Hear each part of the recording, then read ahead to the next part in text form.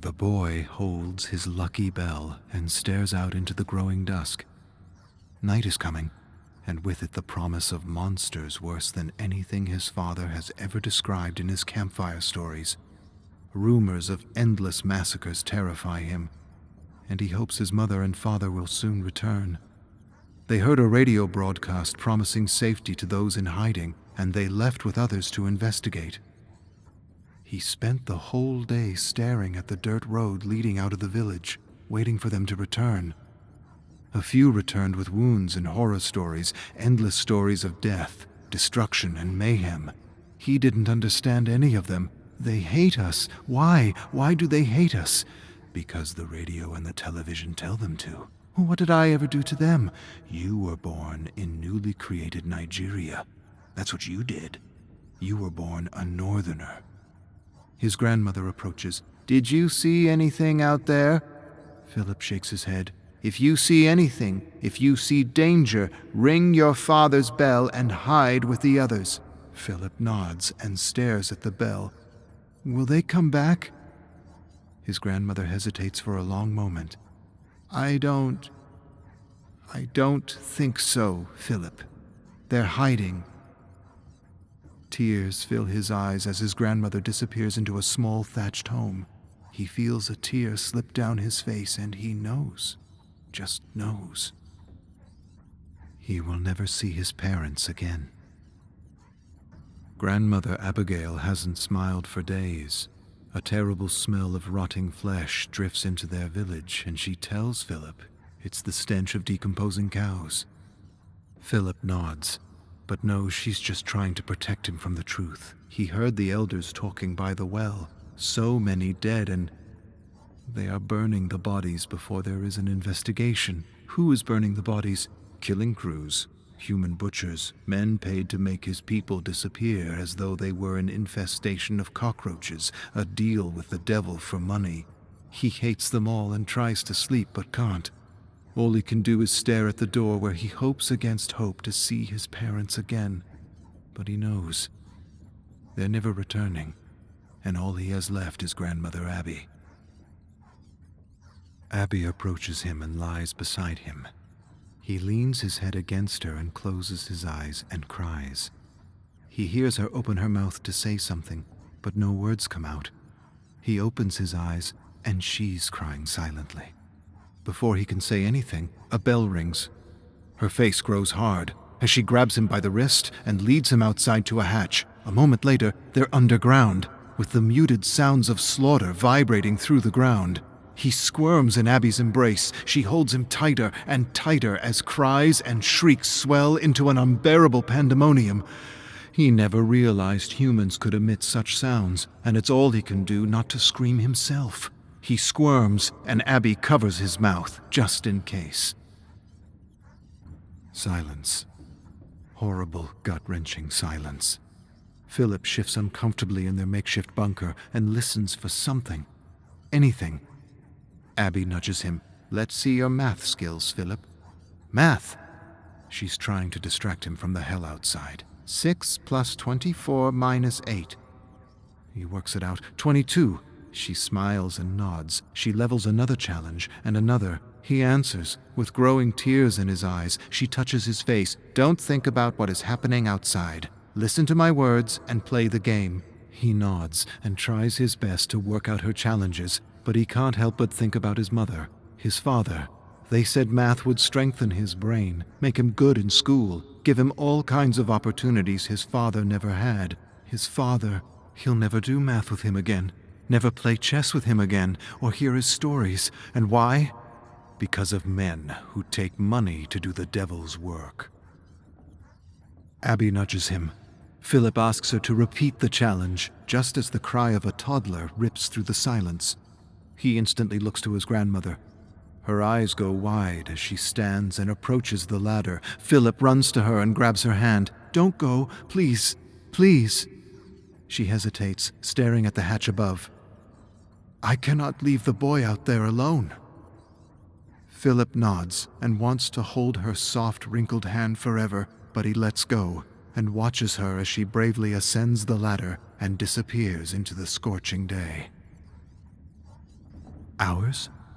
Days? Weeks? He's not sure how much time has passed. His eyes never left the hatch as he repeated countless math problems in his mind to avoid facing the truth that she has disappeared with the rest of his people. He hears her voice, her laugh, her sighs. He wants to see her again. He wants to see his parents, his friends and neighbors. He wants to see them all. But he knows his life will never be the same again, and he would rather be dead than live without them. He closes his eyes and descends into the cool night. The smell of rotting humanity instantly assaults his senses, reminds him of roadkill left in the sun for days, only worse. He searches the moonlight ground and soon finds his father's bell by the charred remains of a body. What happened? You were supposed to keep a lookout. You were supposed to warn us. He takes the bell and cries out for his grandmother in a raspy whisper. But the whisper turns into an endless scream. He screams until he loses his voice, and all that answers back is the deafening silence of the cold, indifferent night. He falls to his knees, taps his bell with his finger, and wishes he could just disappear from this living nightmare. Village to village, it's always the same scene. Death and destruction. Burnt cars, homes, and bodies. His people disappearing in a seemingly endless mixture of fog and smoke. He can't move anymore. He doesn't have the strength or will.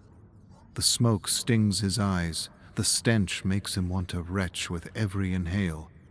But most of all, he can't take the silence. The horrible silence, the oppressive, dreadful, indifferent silence. He stops and sits by a tree with a vulture hovering close to him, waiting for him to die. This one wants its meat fresh, raw, not burnt or doused in kerosene. He closes his eyes for a moment and drifts away, far away. But soon he hears a voice like his mother's. He opens his eyes to see a woman and several muddied children staring at him. The mother extends an open hand. "You must come with me." Philip doesn't answer. He can't answer. There's no warmth or wetness in his mouth. His throat is like sand. His eyes are like tar. The woman hands him a flask, and he drinks as though he's never had water before. She tells him her name is Funanya, and that he should come with her. "I don't want to run anymore. I want to die." The mother keeps her hand extended. "And that is why you must live. You must live to tell others what happened, to bear witness." Philip stares beyond the woman and fixes his gaze on one boy and two girls.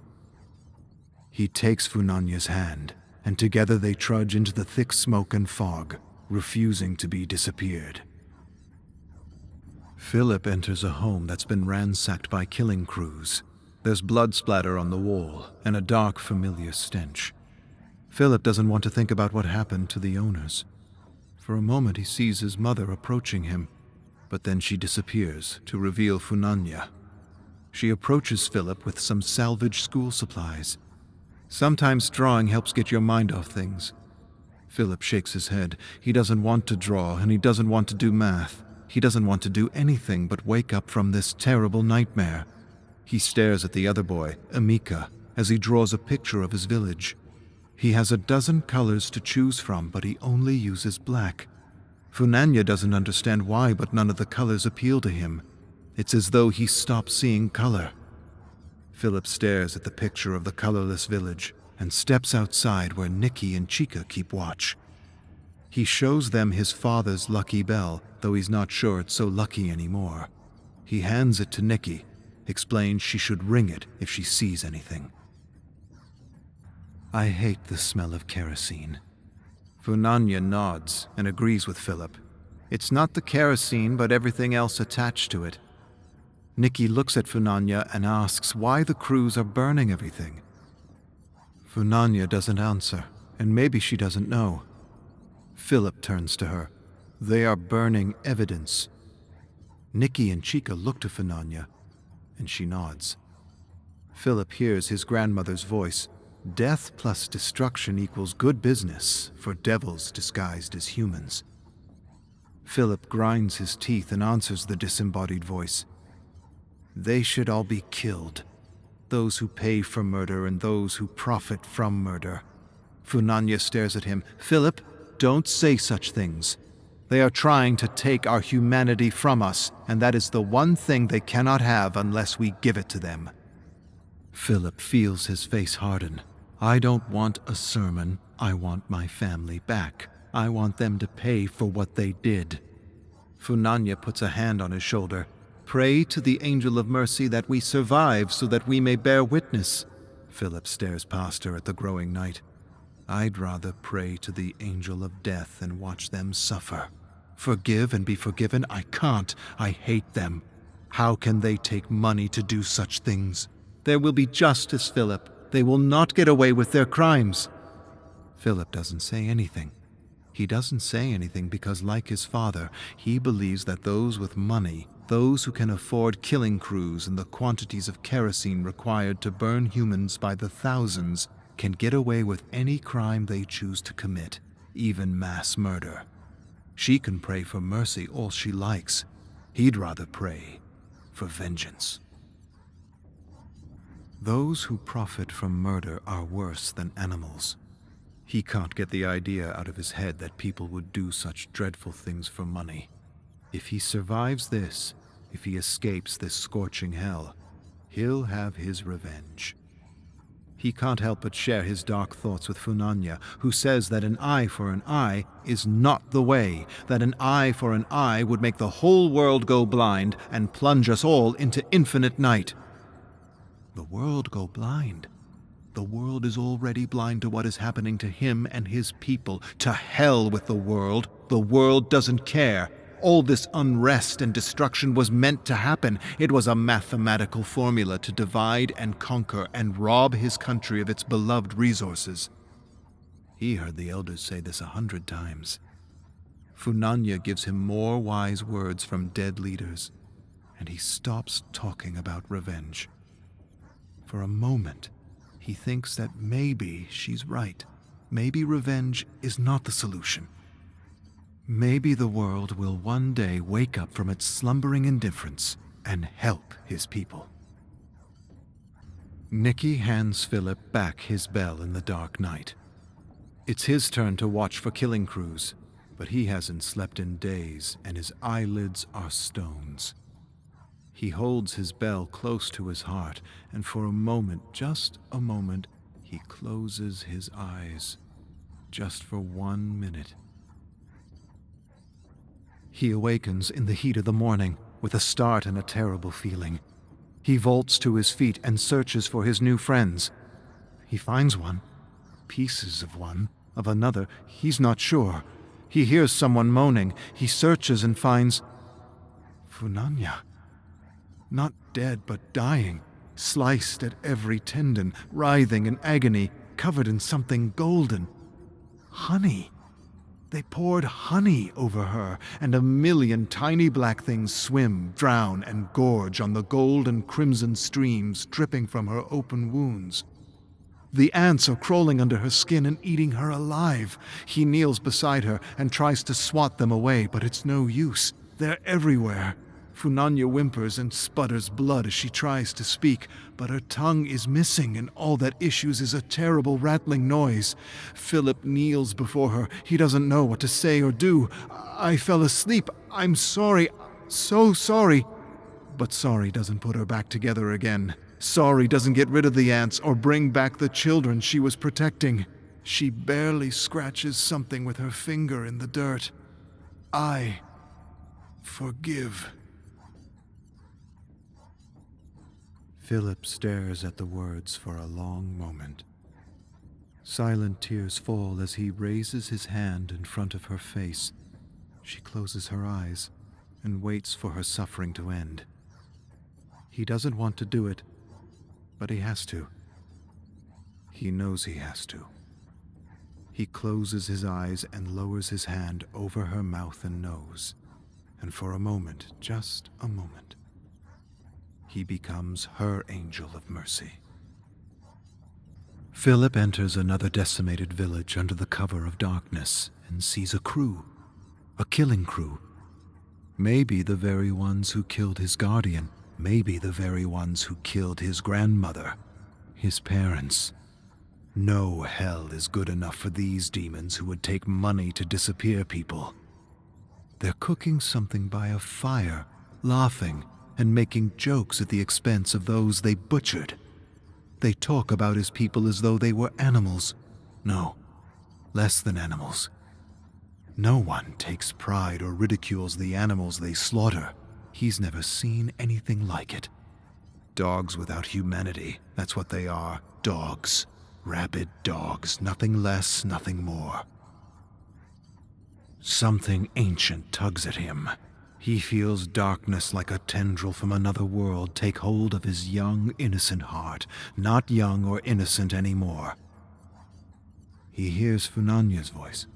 Forgive and be forgiven. But he doesn't want to forgive, and he doesn't want to be forgiven. He wants them to suffer like they made his people suffer. He wants them to suffer for taking everything from him. He hears his grandmother's voice trying to distract him from his dark thoughts of revenge with infinite math problems, but over her voice is the raging, maddening heartbeat of his hate. Her voice screams out equations and challenges, but he glares at the men.